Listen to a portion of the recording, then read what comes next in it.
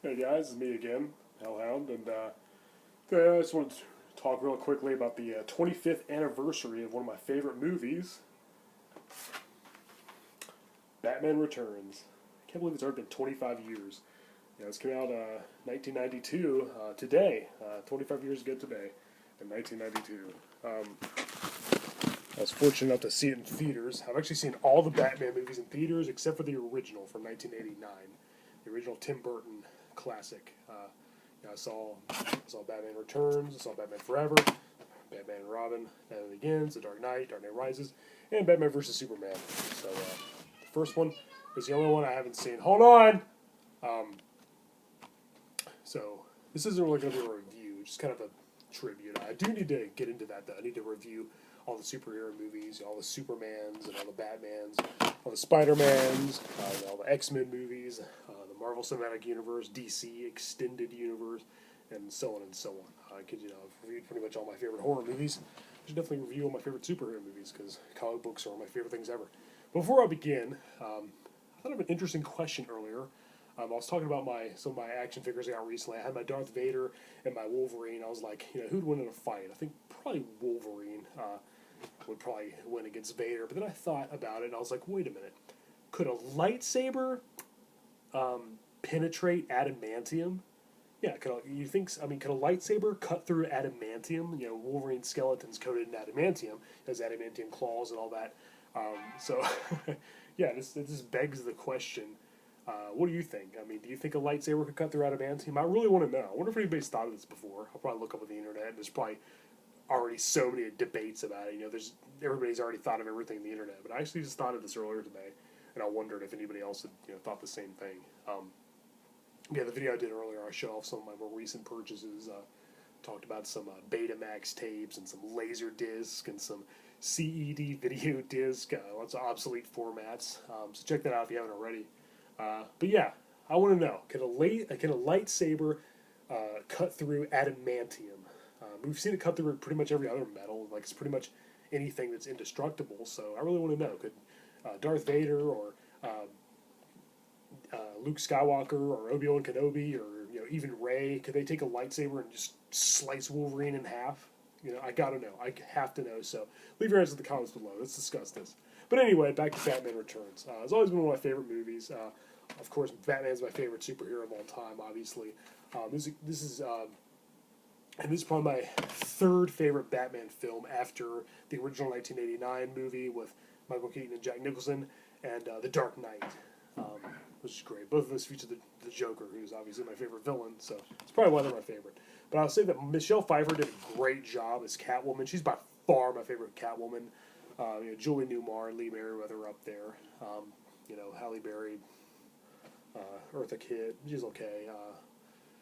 Anne Hathaway was good, but she didn't really feel cat-like enough to me. And they never even called her Catwoman. So in The Dark Knight Rises, so I didn't really even count that. She wasn't Catwoman enough. But Michelle Pfeiffer was perfect. She was sleek and sexy. The costume was great. It was just perfect. This movie is flawed. It's not perfect. Danny DeVito plays a great Penguin too. They kind of changed him around a little bit. I think they made him more interesting in some ways. He's kind of a deformed sewer troll this time, and I don't think he actually ever wears that monocle and top hat and has the cigarette. I don't think he ever actually looks like that in the movie. But I appreciate that they look like in the posters. It was a little closer to the Penguin in the comics. Great performance, but the best villain in the movie is by far Christopher Walken as Max Schreck. He's just awesome. I love Christopher Walken. Selena Kyle, you fired. And Bruce Wayne, why? He dressed up as Batman. He's just awesome. He's the best part of Batman Returns. And Michael Keaton is a perfect Batman. He might not have physically resembled the character, too short, not really very built or muscular, had curly hair, but I don't care. He was very intimidating, very mysterious, very menacing, and if I was a criminal, I'd be terrified of this version of the Cape Crusader. So he was just awesome. He's probably, I don't know, it's tough between him and Ben Affleck. Christian Bale is definitely my number two, but the number one spot is definitely Keaton or Affleck. They're both so great. I have to see a little more Affleck to judge, but I think Michael Keaton's still my favorite, probably. Performance-wise, definitely. But Affleck was really good too. Surprisingly, he won me over because I was skeptical about that at first. But yeah, I always loved this movie. Tim Burton used to be one of my favorite directors. He used to do really, really good stuff. So lately, I haven't really cared for much of his more recent movies. Every once in a while, he'll come with something that's pretty good. I guess his take on Dark Shadows was okay, but he was really excelled back in these days, like back in like the late '80s, early '90s. You know, Pee-wee's Big Adventure and Beetlejuice and Batman and so on, Edward Scissorhands. But this movie's got like a really gothic atmosphere, like abandoned amusement parks, a winter setting. It even takes place during Christmas, a really gloomy Christmas, which fits the film's dark and dreary tone like a glove. Very depressing music. Danny Elfman's score, as usual, is really good. He composed a lot of Tim Burton's movies, and here he shines. It's no exception. You know, so yeah, good directing, good cinematography, great acting all around. And of course, Michael Gough, whatever, from the Hammer horror films. He is a good Alfred, really good Alfred. You know, everybody's really good here. It's really unfortunate Tim Burton didn't do a third Batman, but then again, I don't know. I heard some of his ideas for his next Batman movie, and they weren't all that good. Then again, it probably would turn out better than Batman Forever. But yeah, Batman Returns has always held a special place in my heart. When I was a kid, growing up, it was actually my favorite. I loved how dark it was, you know, and all that. I loved the, you know, as I said, the really somber, really morose mood of the film, the gothic atmosphere, the scenery, you know, the macabre and grim setting. It was just, you know, I love it. I always loved it. And yeah, nowadays, as I said, it's probably my third favorite Batman film. I'll give it about an 8 out of 10. And as it's really dark, really kind of a little bit violent too. It has kind of a mean streak, which I thought fit the film really good. I think they even pulled a Happy Meal toys from this movie from McDonald's because it was so, you know, so dark and gritty.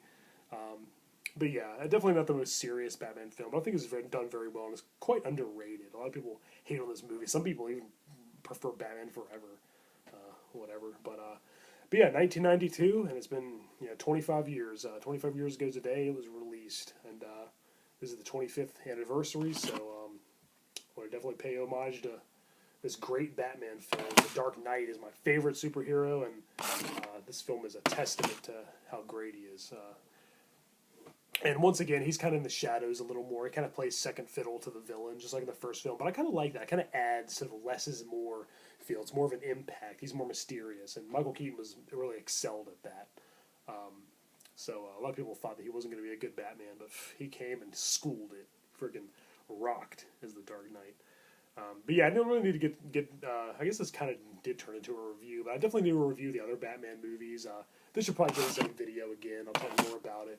More of my thoughts. Some of the things I don't care for about it, like the way Catwoman's origin was. What was that all about? I like the Max Shrek killed her, but the cat's licking her fingers, and then all of a sudden she's a skilled martial artist. I don't know about all that, but yeah, I need to review the other superhero films. Superheroes are just a huge part of my life. They were a huge part of my childhood.